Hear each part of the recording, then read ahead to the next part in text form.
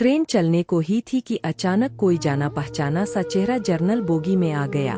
मैं अकेली सफर पर थी। सब अजनबी चेहरे थे। स्लीपर का टिकट नहीं मिला तो जर्नल डिब्बे में ही बैठना पड़ा। मगर यहाँ ऐसे हालात में उस शख्स से मिलना जिंदगी के लिए एक संजीवनी के समान था। जिंदगी भी कमबख्त कभी कभी अजीब से मोड़ पर ले आती है। ऐसे हालातों से सामना करवा देती है जिसकी कल्पना तो क्या कभी ख्याल भी नहीं कर सकते। वो आया और मेरे पास ही खाली जगह पर बैठ गया। ना मेरी तरफ देखा, ना पहचानने की कोशिश की। कुछ इंच की दूरी बनाकर चुपचाप पास आकर बैठ गया। बाहर सावन की रिमझिम लगी थी, इस कारण वो कुछ भीग गया था।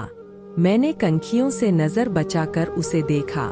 उम्र के इस मोड़ पर भी कमबख्त वैसा का वैसा ही था। हाँ, कुछ भारी हो गया था, मगर इतना ज्यादा भी नहीं। फिर उसने जेब से चश्मा निकाला और मोबाइल में लग गया। चश्मा देखकर मुझे कुछ आश्चर्य हुआ। उम्र का यही एक निशान उस पर नजर आया था कि आंखों पर चश्मा चढ़ गया था। चेहरे पर और सर पे मैंने सफेद बाल खोजने की कोशिश की मगर मुझे नहीं दिखे। मैंने जल्दी से सर पर साड़ी का पल्लू डाल लिया। बालों को डाई किए काफी दिन हो गए थे मुझे। ज्यादा तो नहीं थे सफेद बाल मेरे सर पे, मगर इतने जरूर थे कि गौर से देखो तो नजर आ जाए। मैं उठकर बाथरूम गई। हैंडबैग से फेसवॉश निकाला, चेहरे को झंग से धोया, फिर शीशे में चेहरे को गौर से देखा।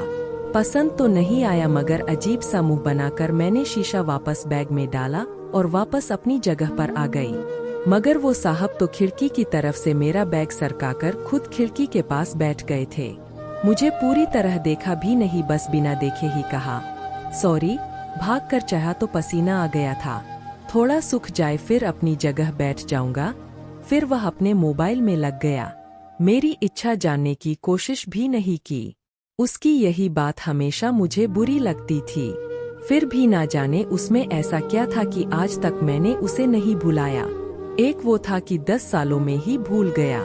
मैंने सोचा शायद अभी तक गौर नहीं किया, पहचान लेगा। थोड़ी मोटी हो गई हूँ, शायद इसलिए नहीं पहचाना। मैं उदास हो गई। जिस शख्स को जीवन में कभी भुला ही नहीं पाई, उसको मेरा चेहरा ही याद नहीं। माना कि ये औरतों और लड़कियों को ताड़ने की इसकी आदत नहीं, मगर पहचाने भी नहीं।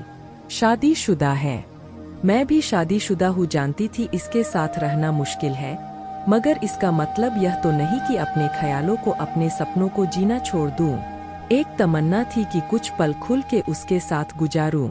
माहौल दोस्ताना ही हो मगर हो तो सही। आज वही शख्स पास बैठा था जिसे स्कूल टाइम से मैंने दिल में बसा रखा था।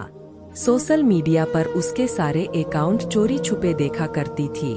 उसकी हर कविता, हर शायरी में खुद को खोजा करती थी। वह तो आज पहचान ही नहीं रहा। माना कि हम लोगों में कभी प्यार की पींगे नहीं चली, ना कभी इजहार हुआ। हाँ, वो हमेशा मेरी केयर करता था और मैं उसकी केयर करती थी। कॉलेज छूटा तो मेरी शादी हो गई और वो फौज में चला गया। फिर उसकी शादी हुई। जब भी गाँव गई उसकी सारी खबर ले आती थी। बस ऐसे ही जिंदगी गुजर गई। आधे घंटे से ऊपर हो गया।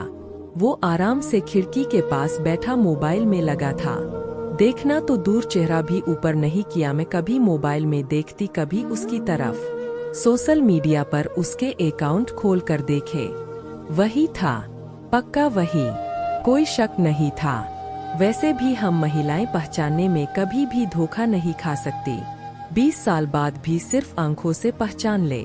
फिर और कुछ वक्त गुजरा, माहौल वैसा का वैसा था। मैं बस पहलू बदलती रही। फिर अचानक टीटी आ गया। सबसे टिकट पूछ रहा था। मैंने अपना टिकट दिखा दिया। उससे पूछा तो उसने कहा नहीं है। इतना सुनकर मेरा दिल जोर से धड़का। नॉर्मल नहीं रह सकी मैं, मगर मन के भावों को दबाने का असफल प्रयत्न करते हुए मैंने हिम्मत करके फिर पूछा, कहाँ है वो दोस्त?